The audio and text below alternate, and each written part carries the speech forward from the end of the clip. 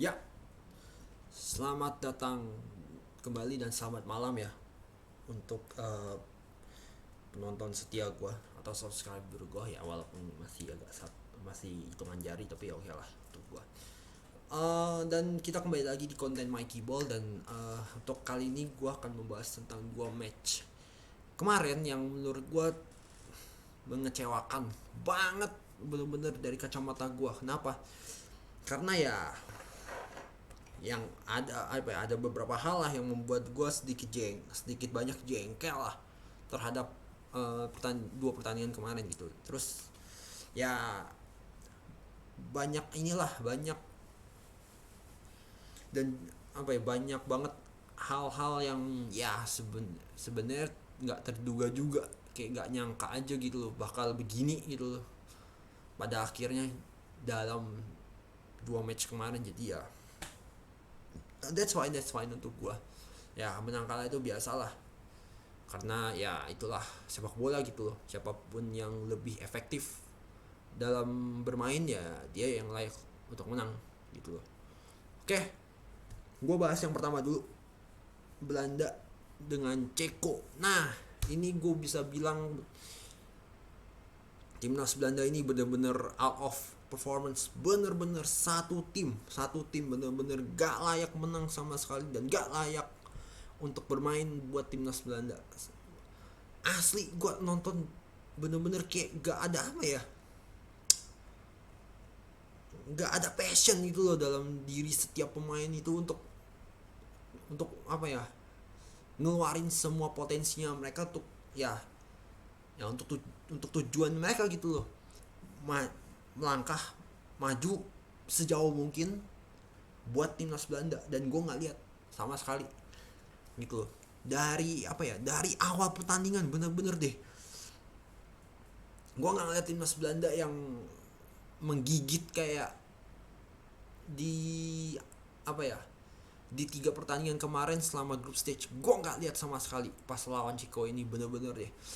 Di sisi lain ya, gue harus bilang Republik Ceko ini jauh jauh lebih baik dalam hal permainan, dalam skema mereka yang ya mau nggak mau harus defensif. Malah apa ya, malah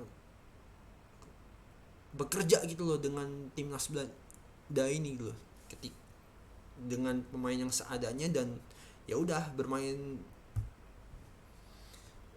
sebisanya mereka gitu loh. Malah strateginya malah bisa meredam agresivitasnya timnas Belanda, dan bener-bener deh, gue bener kecewa banget sama tim ini, bener deh. Terutama terutama kayak Memphis Depay, Gini Wijnaldum, bener-bener mereka nih bener-bener kayak gak tahu pikirannya apa ya, jiwa maraga tuh udah nggak satu gitu loh buat gue. Ya gue tahu sih mereka mau cepet-cepet untuk menyerang gitu, cuman I mean kalau lu terlalu terburu-buru begitu ya, terus kontrol bolanya juga pengen cepet gitu, one touch langsung bisa maju lagi gitu. Ya apa ya, untuk gue ya, lu malah malah memperlambat gitu loh, memperlambat momentum Belanda untuk menyerang gitu loh. Jadi apa ya, banyak banget momentum bagusnya mereka hilang gitu aja gara-gara salah kontrol lah, salah passing lah gitu. Ya secara secara apa ya secara performance juga ya bener-bener jelek banget gitu loh buat gue. eh Apa ya, kalau gue lihat yang lain gitu kayak Frankie De Jong ya oke lah, masih gue bisa bilang lebih baik lah gitu loh, walaupun ya tetap lu nggak bisa ngandelin De Jong doang sendiri. Ya kelihatan sih bahwa emang pemain pemain timnas Milan itu sebenarnya emang ya udah nggak ada yang spesial gitu loh sama sekali. Makanya ini tim Nas ini harus main kolektif secara tim. Kalau enggak ya udah, kelihatan lah sekarang kalah 2-0. dan momentum penting yang harusnya bisa bisa aja membuahkan gol gitu hilang gitu aja, bener-bener deh. Terus Daniel Malen, oke lah gue bisa bilang permainannya dia secara 90 menit banyak apa ya, banyak memberikan ancaman lah gitu. Cuman I mean ya satu kesempatan ya lu harus manfaatin baik-baik lah gitu loh untuk gua.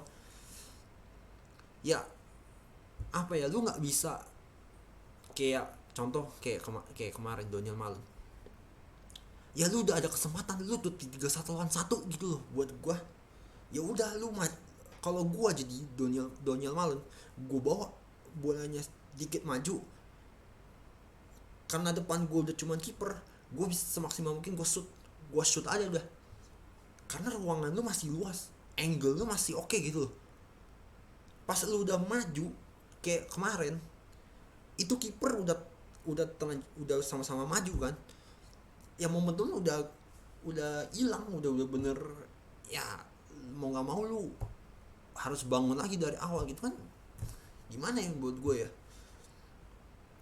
harus apa ya, ini juga di apa ya, memberikan pelajaran untuk mereka bahwa peluang apapun, sekecil apapun peluangnya atau sejelek apapun lah operannya, kalau udah ada peluang lu jebolin aja, lo jebretin, masukin ke gawang sebisa lu. Kalau emang pada akhir ketepis atau apa, kena tiang gitu ya that's okay gitu loh, karena lu udah nyoba dan emang kebetulan nggak masuk, that's fine gitu loh. At least lu manfaatin peluang lah, lu jangan sia-siakan peluang kayak gitu gitu loh. Terus juga apa ya, menurut gua wasitnya juga goblok buat gua, bener-bener aduh harus ngomong kasar gue sih, bener-bener sumpah. Bukannya apa ya, bukannya mau menjelekkan citra wasit ya, cuman ya lihat sendiri lah pelanggaran yang apa ya yang dialami sama Delhi itu. Jadi kan sebenarnya kalau lu lihat, perhatiin bener-bener itu sebenarnya dia udah slip, udah kepleset, ditambah ada satu dorongan kecil gitu dari Patrick Schick. Ya secara normal kan dia mau ngimbangin dong badannya dia, ya mau nggak mau mungkin udah keterpaksaan kehendak tepok lah apa ya, bola dengan tangannya si Delhi. Ya menurut gue sih situasi kayak gitu sih wajar, karena ya kalau dia jatuh tapi dia nggak melakukan sesuatu itu, in apa ya, in case emang Patrick Schick udah kontak gitu loh, mestinya emang udah harus ada panggilan foul gitu buat Patrick Schicknya. Cuman ya gue nggak ngerti lah, ini wasitnya kalau nggak salah tuh dari Inggris ya, emang bodoh gitu loh, gue nggak ngerti lagi. Habis dilihat VAR langsung merah loh, bener-bener apa ya, bener-bener membunuh mental timnas Belanda lah. Terus ditambah juga pengaruh dari penonton juga, ya mau dibilang apa gitu loh, game is game, ya mau nggak mau gitu. Terus juga gue bisa bilang di sisi apa ya, terlepas dari apa ya jalannya pertandingan itu, gue harus bilang De Boer ini kalau bisa dipecat aja secepat mungkin harus dipecat. Dari formasi gak meyakinkan sama sekali. Oke lah, gue bisa bilang lu apa ya, gue kasih apresiasi lah untuk Frank De Boer, main 3-5-2 3 kali pertandingan, oke, that's fine gitu. Cuman kalau lu 3-5-2 ini gak jalan, mestinya kan lu harus ada solusi lain dong. Ya lu harus mau gak mau harus main lebih menyerang gitu loh. Dan ya ini pelatih juga kolot sih buat gue, bener-bener palanya batu kan, nggak apa ya, anti kritik gitu. Jadi ya hasilnya udah kelihatan lah kayak gini. Terus ganti pemainnya juga ngasal juga, masa lu ganti Memphis Depay sama sama Doniel Malen tuh sama Promes. Aduh, Promes ini kan udah nggak kelihatan, maksudnya gue emang mainnya tuh biasa cenderung jelek gitu, di Ajax aja nggak kelihatan gitu, lu paksain main. Aduh, asli gue udah nggak ngerti lagi, nggak mudeng lagi gue sama jalan pikirnya Frank De Boer ini, bener-bener kalau bisa, kalau apa ya, kalau gue bilang ini pelatih pecat aja secepat mungkin, bener-bener deh. Pantes di Crystal Palace gagal, di Inter Milan gagal, even di Atlanta United. Bayangin Atlanta United dipecat juga. Wah, gue gak ngerti lagi deh. Gue juga mikir kayaknya KNVB lagi mabok buat milih Frank de Boer buat ngelatih timnas ini gitu. Jadi untuk gue emang the whole system is gone gitu buat gue ya. Dan gue harus memberikan apresiasi juga untuk Ceko karena ya mereka main lebih baik aja buat gue. Mereka bermain lebih lebih efektif lah untuk gue ketimbang Belanda. Dan emang kalau secara secara 90 menit ya mereka lebih layak lolos gitu aja sih. Terus Belgia sama Portugal lah, gue harus bilang pertandingan ini salah satu yang paling paling bosankan dan kasar buat gue. Bener deh, sebenarnya di babak pertama sih Belgia udah jelas banget sih lebih bisa menguasain jalannya pertandingan gitu. Cuman ya efektivitasnya penyerang Belgia ini kan udah nggak seperti kemarin gitu loh, yang versi Piala Dunia tahun 3 tahun kemarin atau Euro 5 tahun kemarin gitu. Jadi ya banyak peluang-peluang yang nggak bisa dimanfaatkan dengan baik gitu loh dari kedua belah pihak. Terus tendangannya ngasal banget, tendang burung semua gitu. Tendang bener-bener jauh di atas tiang, jauh di atas mistar gawang. Aduh, udah ngerti lagi gua. Lu mau tembak bola ke gawang apa mau tembak bola tembak bola ke arah burung yang terbang melayang. Bener-bener loh jelek banget, bener-bener the whole players yang main di situ jelek semua bener mainnya. Tapi ya Belgia buat gue sedikit lebih beruntung dengan golnya Torgan Hazard sih. Ya yang mana ya itu golnya emang gue bisa bilang cukup bagus sih. Bener-bener ya Portugalnya udah nggak telat nutup, selesai. Torgan Hazard bisa tendang sejauh itu. Gitu emang murni defensive line aja yang salah gitu. Dan itu kayak hal yang dilakukan Portugal sama aja kayak hal yang dilakukan sama timnas Belanda. Itu kurang lebih sama lah gitu loh. Defensive line-nya itu loh, mau timnas Belanda kemarin sama timnas Portugal yang saat ini gue bahas, sama-sama telat turun semua. Bener, aduh, emang harus banyak berubah dari dua timnas ini bener-bener. Kalau bisa ini emang tim-tim yang kayak gitu itu mesti harus dikawal progresnya mereka, kawal prosesnya mereka dalam dalam setiap permainan mereka, biar ada kemajuan lah gitu loh dari hari ke hari mereka main di timnas. Dan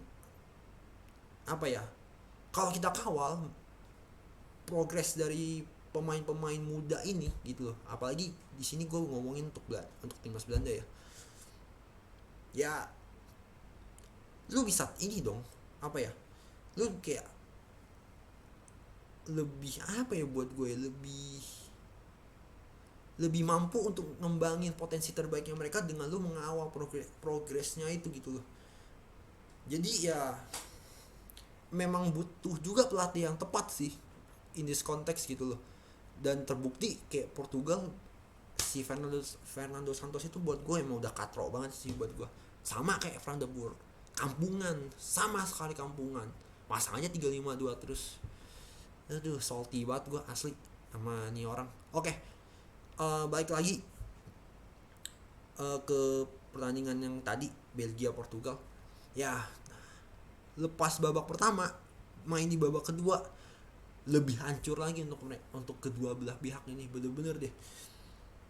Ya pas habis KDB si Kevin De Bruyne cedera di ankle, udah mainnya cuman kiri kanan, umpan lambung kiri, umpan lambung ke kanan, kayak apa ya, nggak ada kreativitas lagi lah buat gua.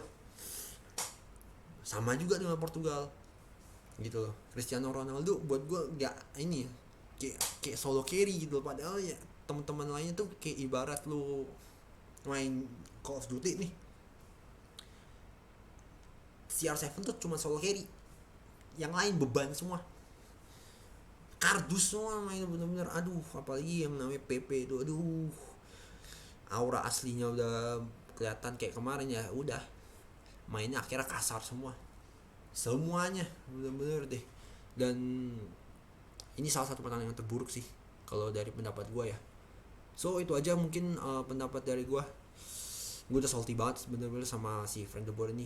Ya semoga Spurs ngambil lah si Frank de Boer, terus Belanda bisa dapat pelatih baru yang lebih bagus. Kalau gue bisa bilang ya antara Peter Bos atau enggak Erik ten Hag sih. Cuman gue apa ya, harus lihat lagi perkembangan timnas Belanda ini supaya ya pemain-pemain masa depannya mereka itu bisa apa ya, bisa memberikan yang terbaik lah untuk mereka. Dan juga harus ngawal juga nih pelatihnya yang benar-benar bisa memanfaatkan semua pemain dan potensi anak-anak mudanya dan juga pemain seniornya. Oke, thanks for watching.